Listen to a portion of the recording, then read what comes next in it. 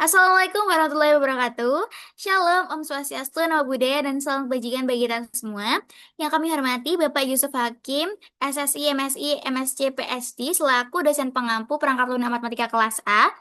Kami dari kelompok 3 akan mempresentasikan hasil laporan final project dengan implementasi permainan Flappy Bird. Sebelum itu, izinkan kami memperkenalkan diri terlebih dahulu. Nama saya Aisyah Aisyafira Putri, NRP 500223122. Nama saya Siti Nisina Salsabila, NRP terakhir 140. Saya Laila Rahmawati dengan NRP terakhir 146. Saya Valdera Cida Jalani dengan NRP terakhir 167. Saya Kaira Seda Suraya dengan NRP terakhir 1171.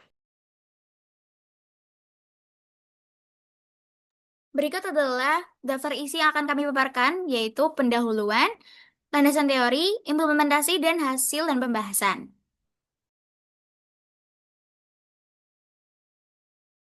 Jadi yang melatar belakangi dari proyek kami ini adalah di mana industri game digital global terus berkembang secara pesat, di mana nilai pasarnya ini mencapai USD 281,77 miliar pada tahun 2023 dan diproyeksikan tembus USD 665,77 miliar pada 2030 menurut Fortune Business Insight tahun 2023.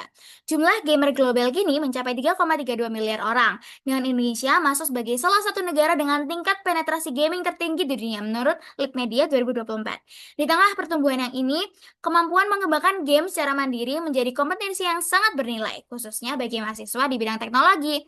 Flappy Bird dipilih sebagai objek implementasi karena mekanismenya yang sederhana namun menyimpan kompleksitas teknis di mana terdapat game loop, collision detection, dan object oriented programming atau OOP.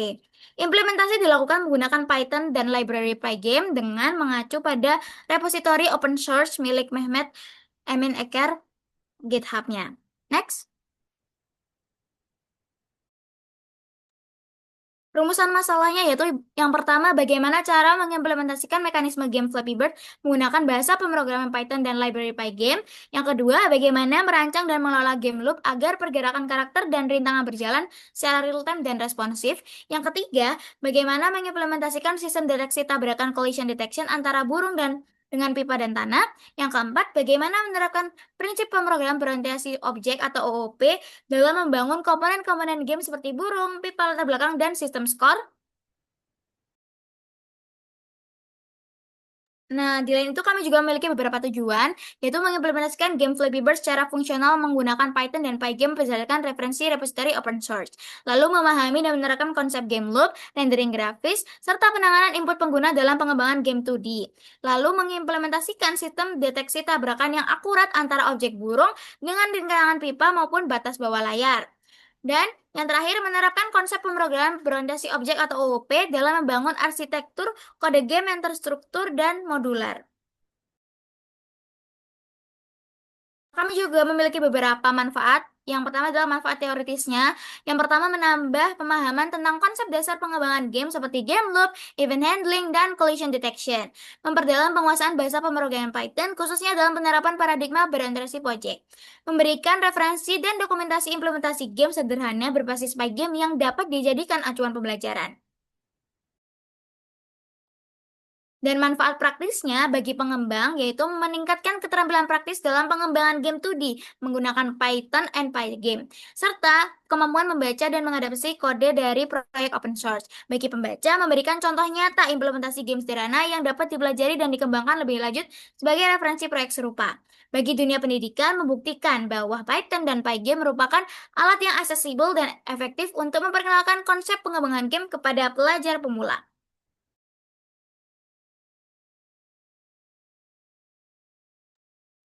Oke, kemudian masuk ke bagian landasan teori. Next. Yang pertama ada dasar Python tuh. Next. Oke, pertama ada pemrograman orientasi objek atau OOP. OOP sendiri merupakan paradigma pemrograman berbasis objek yang mengorganisasikan kode menggunakan kelas dan juga instance, di mana dia memiliki 4 pilar utama, yaitu enkapsulasi, pewarisan, polimorfisme, dan juga abstraksi. Di Python sendiri, OOP diimplementasikan menggunakan kata kunci kelas dan juga konstruktor init. Yang kedua, ada modul dan juga package. modul sendiri yaitu file.py yang berisi fungsi, kelas, atau variabel yang dapat diimport ke file lain dengan menggunakan import. Kemudian package sendiri adalah kumpulan modul dalam satu direktori yang ditandai dengan file init.py. Untuk mendukung prinsip separation of concern sehingga kode lebih terorganisir dan juga mudah untuk dipelihara. Next. Yang ketiga ada enum di Python. Enum sendiri merupakan tipe data yang berisi sekumpulan konstanta bernama dengan nilai tetap diakses melalui modul bawaan dari enum. Untuk mencegah penggunaan magic number atau string literal yang tetap dalam kesalahan dalam pengetikan. Enum sendiri juga untuk menjamin konsistensi nilai dan keterbacaan kode di seluruh bagian pemrograman. Kemudian yang keempat ada struktur data di Python.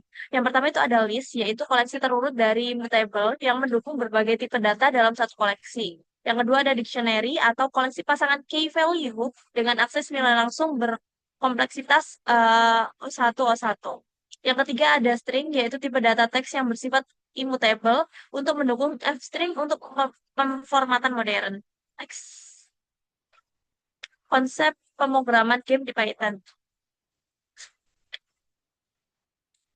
Oke, yang pertama itu ada game loop, di mana di sini merupakan suatu siklus utama yang menjalankan game dengan secara ulang atau secara terus-menerus, yang terdiri dari input, update, dan juga render. Di mana di sini itu memisahkan logika permainan dan input dan juga rendering sehingga kode lebih terstruktur. Yang kedua ada frame rate dan juga game lock. Di sini FPS menentukan jumlah frame yang akan ditampilkan pada setiap detiknya. Paygame.time.clock merupakan untuk menjaga kecepatan game dan agar tetap konsisten. Kemudian pada proyek ini digunakan 60 fps agar animasi bisa lebih halus dan juga lebih efisien. Kemudian yang ketiga ada sprite dan juga sprite group, di mana siklus utama yang menjalankan suatu game ini secara terus ataupun berulang. Terdiri dari input, update, dan juga render juga, untuk memisahkan logika permainan, input, dan rendering sehingga kode lebih terstruktur. Next. Kemudian yang keempat ada layered atau rendering, yaitu untuk menggambarkan objek berdasarkan urutan lapisan atau Z-order dengan urutan rendering sebagai berikut. Yang pertama ada background, pipes, ground, dan juga bird, untuk menghasilkan tampilan visual yang lebih benar dan juga realistis. Yang kelima ada event handling, untuk menangani input pengguna dan event dari sistem menggunakan pygame.event.get. Event sendiri diproses pada setiap iterasi pada loop. Contohnya yaitu space, burung terbang atau flap, quit untuk menghentikan game. Pemisahan event dari update dan juga rendering untuk menjaga state game agar tetap konsisten. Next. Selanjutnya fisika dan mekanika game. Next. Simulasi gravitasi sederhana. Simulasi gravitasi dimodelkan melalui aproksimasi Euler secara diskrit untuk memperbarui kecepatan dan posisi vertikal setiap frame. Yang mana di dalam persamaan matematika dapat dituliskan VY pangkat T plus 1 sama dengan VY pangkat T plus G kali delta T. VY pangkat T plus 1 sama dengan Y pangkat T plus VY pangkat T plus 1 kali delta T. Yang dimana VY pangkat T adalah kecepatan vertikal burung pada frame saat ini. VY pangkat T plus 1 sama dengan kecepatan vertikal baru untuk frame berikutnya. Y pangkat T adalah posisi vertikal burung pada frame saat ini. Y pangkat T plus 1 adalah posisi vertikal baru untuk frame berikutnya. G sama dengan konstanta gravitasi. Delta T adalah perubahan waktu antar frame. Next. Selanjutnya, deteksi tabrakan. Algoritma yang menentukan interaksi tumpang tindih antar objek game. Di deteksi tabrakan ini terdapat 3 karakteristik. Yang pertama, AAB bounding box, yaitu membungkus objek dengan kotak sejajar sumbu dengan efisien secara komputasi. Yang kedua, pixel mask, yaitu menguji tabrakan hingga tingkat pixel non-transparan menggunakan struktur data bitmesh. Yang ketiga, akurasi versus performa, yaitu AAB digunakan untuk deteksi awal, sementara pixel mask untuk akurasi tinggi. Next. Selanjutnya, infinite scrolling. Infinite scrolling ini adalah teknik manipulasi visual untuk menciptakan ilusi karakter bergerak menjelajahi dunia tak terbatas. Dalam persamaan matematika dapat dituliskan sebagai expose sama dengan expose kurang v-scroll kali mod w-image. Yang dimana expose adalah posisi koordinat horizontal latar belakang, v-scroll sama dengan kecepatan pergeseran gambar secara konstan, w-image sama dengan lebar dari aset gambar latar belakang, mod adalah operasi sisa hasil bagi untuk mereset posisi gambar. Nah, infinite scrolling ini tujuannya yaitu memanfaatkan minimal 2 salinan background identik. Yang kedua yaitu koordinat direset pada saat gambar keluar dari batas layar. Next. Selanjutnya, randomisasi dalam game. Di randomisasi ini melibatkan tiga hal, yaitu PRNG, Python Random Module mengimplementasikan algoritma Mersenne Twister. Yang kedua, Procedural Content Generation, yaitu menghasilkan layout, level, atau pola rintangan tanpa intervensi manual pengembang. Yang ketiga, Replayability, menjamin pengalaman berbeda di setiap sisi permainan. Next. Selanjutnya, manajemen aset. Di manajemen aset ini terdapat 5 poin, yaitu pertama, pengelolaan sumber daya game, yang dimana manajemen aset adalah proses mengatur seluruh aset digital seperti gambar, audio, animasi, dan tekstur yang digunakan dalam game untuk membentuk pengalaman visual dan audio pemain. Yang kedua, mendukung performa game. Aset yang sudah dimuat ke dalam memori dapat digunakan secara langsung saat game berjalan, sehingga mengurangi keterlambatan akibat pembacaan file dari penyimpanan. Yang ketiga, efisiensi penggunaan memori. Dengan pengelolaan yang baik, game dapat menggunakan memori secara lebih optimal, sehingga tidak terjadi pemborosan sumber daya selama gameplay berlangsung. Yang keempat, struktur dan organisasi proyek. Aset biasanya dikelompokkan berdasarkan jenisnya, contohnya gambar, suara, dan lain-lain, sehingga memudahkan proses pengembangan, pemeliharaan, dan penambahan fitur baru. Yang terakhir, peran dalam arsitektur game. Manajemen aset merupakan bagian penting dari game engine yang bekerja bersama sistem rendering, audio, dan logika permainan untuk menjaga kestabilan sistem. Next. Oke, selanjutnya metodologi. Jadi berikut ini adalah flowchart game Flappy Bird. Jadi ini adalah bagaimana eh, program bekerja. Jadi pertama kita inisialisasi gamenya dulu, yaitu membuat layar, clock, dan icon. Selanjutnya mereka akan mengeload asetnya, yaitu sprite dan juga audio ke dalam memori. Selanjutnya mereka membuat sprite group yang isinya ada background, floor, bird, dan UI. Kemudian game loop akan dimulai saat while runningnya sama dengan true. Kemudian proses event yaitu membaca antrian event Pygame.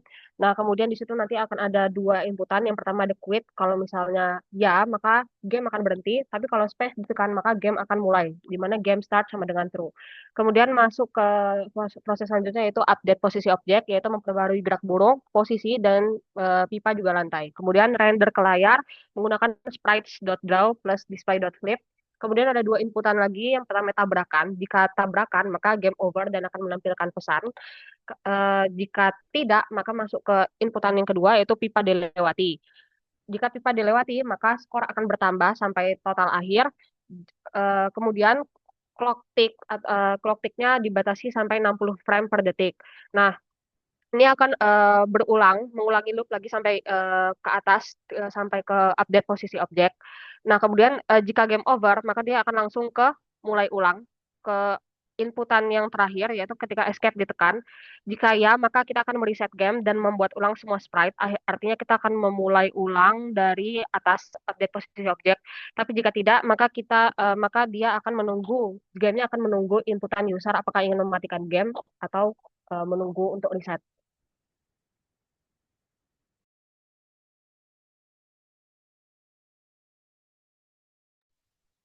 Baik, selanjutnya untuk hasil dari pembahasan. Jadi, teknologi inti yang pertama, program ini berhasil dijalankan secara penuh menggunakan bahasa Python dan library Pygame versi 2.6.1 pada iOS Windows. Kemudian, pengembangan mengacu pada struktur repository open source milik Mehmet Emin Eker untuk mekanika dasarnya.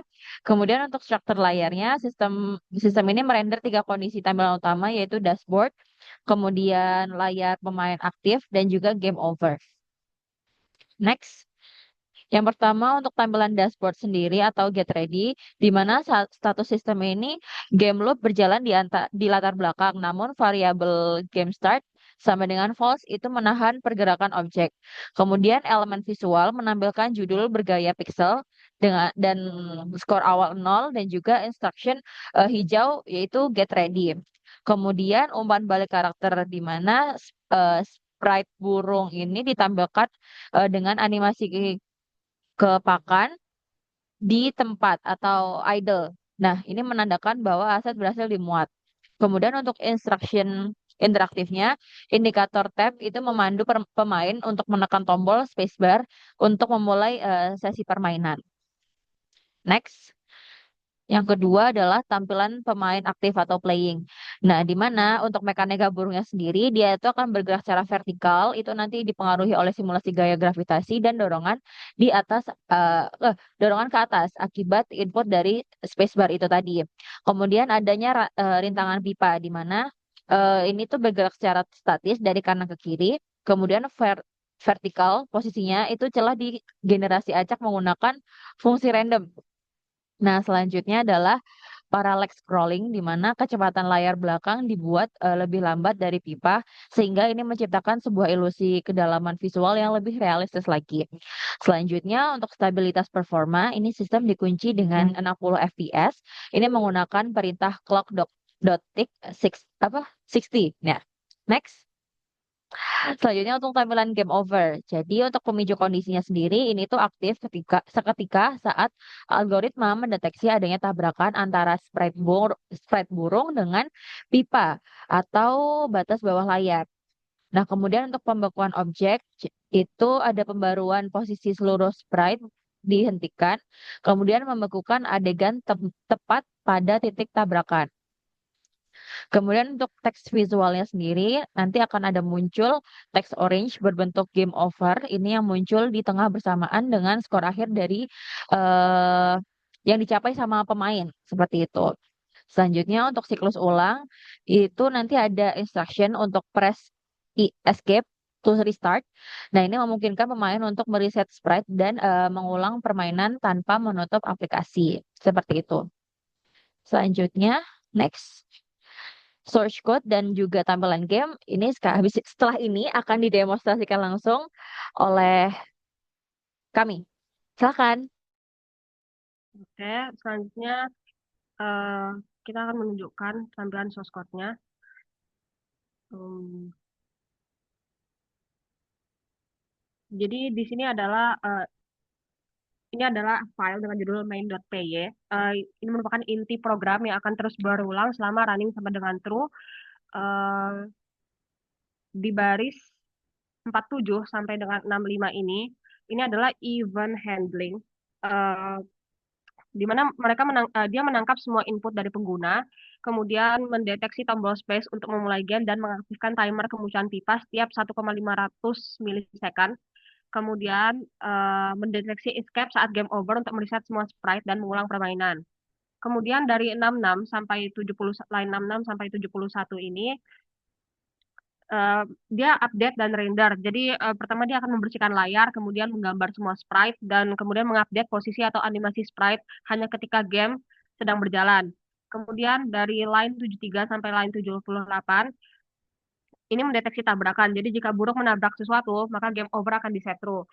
Timer pipa juga akan dihentikan di baris 77 dan suara hit akan diputar. Kemudian di baris 80 sampai dengan 83 ini adalah perhitungan skor. Jadi setiap pipa yang sudah dilewati burung akan menambah skor sebesar 1 dan memutar suara poin. Selanjutnya baris 85 sampai 86 itu ini adalah refresh layar. Menggunakan pygame.display.clip dia akan menampilkan frame baru ke layar dan clock.tick fps itu menjaga kecepatan loop agar tetap konsisten. Kita coba demokan sekali gamenya. Nah, ini adalah tampilan awalnya seperti yang sudah dijelaskan sebelumnya. Jadi kita akan coba mainkan dengan mengklik space. Ya, ya, begitulah langsung game over. Nah, ini kalau misalnya kita klik escape, dia akan mulai. Sorry, kalau kita klik escape, dia akan kembali ke layar utama. Ya, dan akan main lagi. Tapi kalau misalnya kita nggak klik escape, dia akan tetap di layar tadi sampai kita matikan programnya.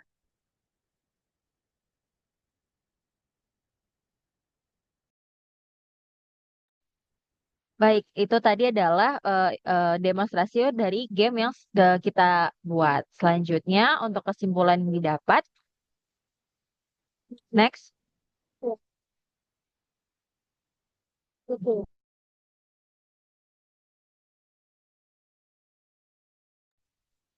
boleh di next? Oke. Jadi untuk kesimpulannya, yang pertama implementasi ini berhasil dan juga fungsional di mana Python dan Pygame ini terbukti cukup untuk membangun game 2D secara penuh. Dengan adanya dashboard, gameplay, game over, hingga restart itu berjalan dengan stabil tanpa kendala. Yang selanjutnya adalah game loop 60 FPS di mana struktur iteratif 3 tahapan yaitu event, update, dan juga render dengan clock tick 60 ini tuh menjamin pergerakan real time, responsif, dan juga konsisten di semua perangkat. Selanjutnya, collision detection ini akurat, di mana kombinasi AABB plus pixel mask itu berhasil mendeteksi tabrakan tepat secara secara tepat waktu, di mana tidak ada false positif maupun false negatif. Selanjutnya adalah arsitektur OOP modular, di mana kelas bird, pipe, background, floor, score yang terstruktur ini menghasilkan kode yang modular, mudah dibaca, dan memperdalam pemahaman enkapsulasi, pewarisan, dan juga abstraksi. Next. Nah, sekian presentasi dari kami. Mohon maaf apabila ada salah. Kami mengucapkan terima kasih. Wassalamualaikum warahmatullahi wabarakatuh.